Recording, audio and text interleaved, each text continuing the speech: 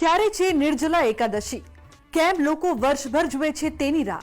શું આપને ખબર છે કે ભીમે પણ આ વ્રત રાખ્યું હતું?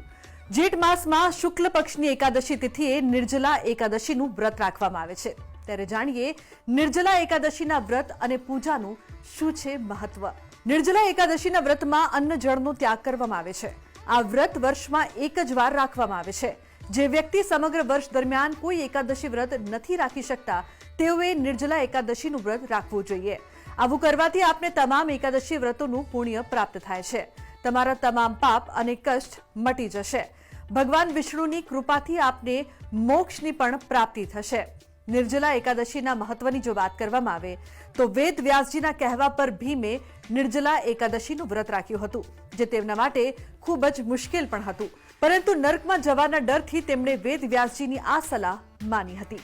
જ્યારે ભીમથી કોઈ પણ પ્રકારના ઉપવાસ નહોતા થતા ત્યારે સ્વયં ભીમે પણ ભગવાનનો આ એકાદશીનું વ્રત જલ પીધા વગર કર્યું અને મૂર્છિત થયા।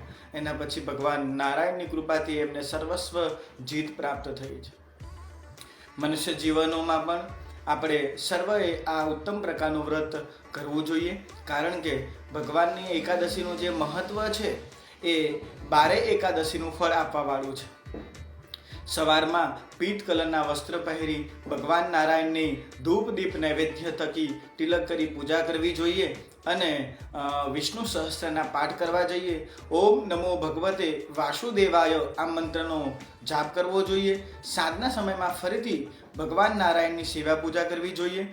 વિશેષ કરીને જ્યારે બીજા દિવસે સવારે 5:30થી લઈ અને 7:30 સુધીમાં ભગવાન ઉપવાસનો જે આ છે એ આપણે પારણા કરવા જોઈએ। તો આજના મારા આ અહેવાલમાં બસ આટલું। ફરી મળીશું એક નવી અને મહત્વપૂર્ણ જાણકારીની સાથે, પરંતુ આ વિડીયોને આપ ખાસ લાઈક કરજો અને શેર પણ કરજો, જેથી કરીને આ જાણકારી બીજા લોકો સુધી